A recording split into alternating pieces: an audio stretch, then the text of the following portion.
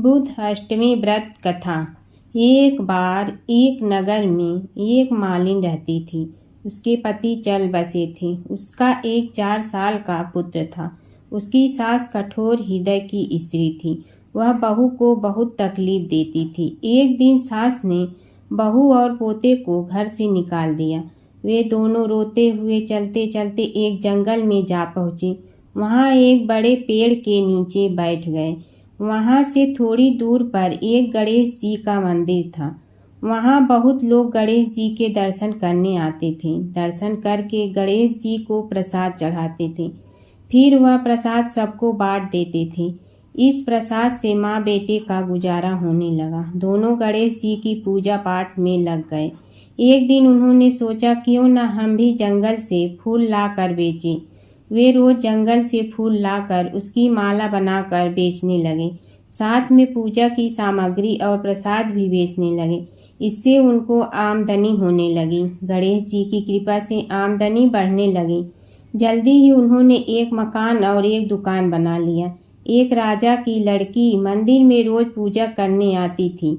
मालिन के बेटे को देखकर राजकुमारी उस पर मोहित हो गई और उससे विवाह करने की सोचने लगी। उसने अपनी भाभी से अपने मन की बात कही। भाभी अनुभवी थी। उसने कहा, ये तो मालिन का बेटा है और तुम एक राजा की बेटी हो।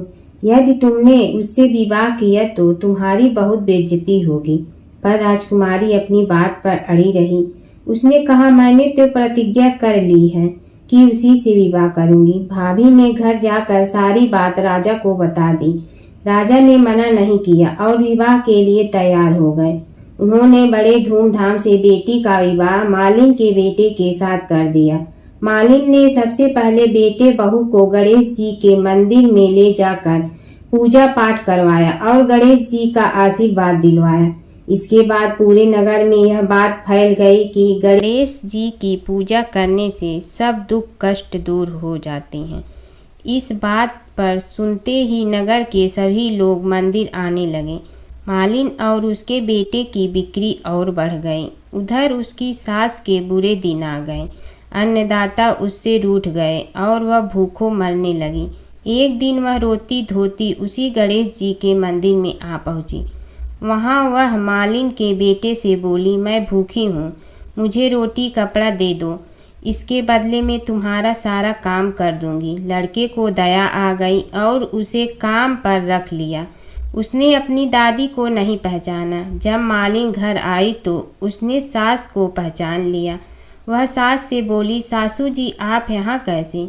सास ने पोते की तरफ इशारा करके कहा, मेरी इस सेठ के यहाँ नौकरी लग गई है। बहू बोली, यह आपका पोता है और यह घर भी आपका ही है, यह दुकान भी आपकी ही है। जब आपने हमें घर से निकाला तब गणेश जी ने हमारी रक्षा की। बहू की बात सुनकर सास बोली, मेरी करनी मैं भोगूंगी। बहू बोली, सासू जी अब आप हमारे यहाँ रहो और पोते का सुख देखो। हे गणेश जी महाराज, जैसा सुख आपने मालिन को दिया वैसा ही सुख सबको देना। बुधाष्टमी व्रत की कथा। विदेह राजाओं की नगरी मिथिला में निमि नामक एक राजा थे। वे शत्रुओं द्वारा लड़ाई के मैदान में मार डाले गए। उनकी स्त्री का नाम उर्मिला था। उर्मिला जब राज्य से निकाल दी गई तब निराश्रित हो इधर उधर घूमने लगी। तब अपने बालक और कन्या को लेकर वह अवंती देश चली गई और वहां एक ब्राह्मण के घर में कार्य कर अपना निर्वाह करने लगी।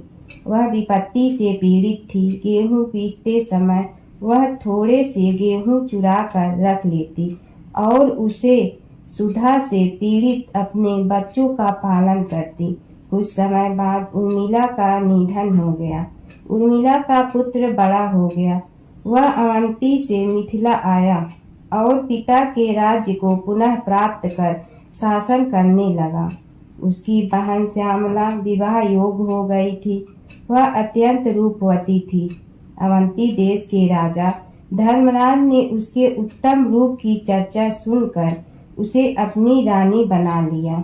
एक दिन धर्मराज ने अपनी प्रिया श्यामला से कहा, वैदेही नंदिनी, तुम और सभी कामों को तो करना, परंतु ये 7 स्थानों जिनमें ताले बंद हैं, इनमें तुम कभी मत जाना। श्यामला ने बहुत अच्छा कहकर पति की बात मान ली। उसके मन में कुतूहल बना रहा। एक दिन जब धर्मराज अपने किसी कार्य में व्यस्त थे, तब श्यामला ने एक मकान का ताला खोलकर वहां देखा कि उसकी माता उर्मिला को अति भयंकर यमदूत बांधकर तप्त तेल के कड़ाह में बार बार डाल रहे हैं। लज्जित होकर श्यामला ने वह कमरा बंद कर दिया। फिर दूसरा कमरा खोला तो देखा कि वहां भी उसकी माता को यमदूत शिला के ऊपर रख कर पीस रहे हैं और माता चिल्ला रही है। इसी प्रकार तीसरा कमरा खोला, देखा कि यमदूत उसकी माता के मस्तक में कीले ठोक रहे हैं। इसी तरह चौथे में अति भयंकर श्रवाण उसका भक्षण कर रहे हैं। पांचवें में लोहे के स्तंभ उसे पीड़ित कर रहे हैं। छठे में कोल्हू के बीच ईख के समान पेरी जा रही है और सातवें को खोलकर देखा तो वहां भी उसकी माता को हजारों कृमि भक्षण कर रही हैं और वह रुधिर आदि से लथपथ हो रही है। यह देखकर श्यामला ने विचार किया कि मेरी माता ने ऐसा कौन सा पाप किया जिससे वह इस दुर्गति को प्राप्त हुई। वह सोचकर उसने सारा वृत्तांत अपने पति धर्मराज को बताया। धर्मराज बोले, प्रिय, मैंने इसलिए कहा था कि ये 7 ताले कभी न खोलना, नहीं तो तुम्हें वहां पश्चाताप होगा। तुम्हारी माता ने संतान के स्नेह से ब्राह्मण के खेत से गेहूं चुराए थे। क्या तुम इस बात को नहीं जानती जो तुम इस बात को मुझसे पूछ रही हो? यह सब उसी कर्म का फल है।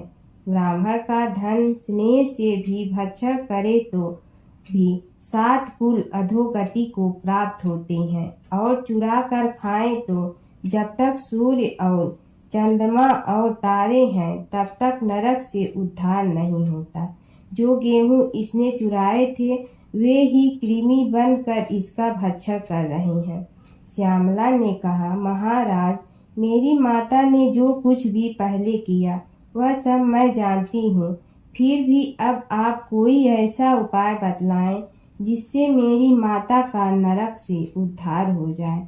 इस पर धर्मराज ने कुछ समय विचार किया और कहने लगा, प्रिय, आज से 7 जन्म पूर्व ब्रह्माणी थी। उस समय तुमने अपनी सखियों के साथ जो बुधाष्टमी का व्रत किया था, यदि उसका फल तुम संकल्प पूर्वक अपनी माता को दे दो तो इस संकट से उसको मुक्ति हो जाएगी। यह सुनते ही श्यामला ने स्नान कर अपने व्रत का पुण्य फल संकल्प पूर्वक माता के लिए दान कर दिया। व्रत के फल के प्रभाव से उसकी माता भी उसी क्षण दिव्य देह धारण कर विमान में बैठकर अपने पति सहित स्वर्ग लोक की चली गई और बुध ग्रह के समीप हो गई। यह व्रत अपनी संतान को अपनी माता के लिए रखना चाहिए। इस व्रत को रखने से धन धान पुत्र पौत्र दीर्घ आयु और ऐश्वर्य मिलता है।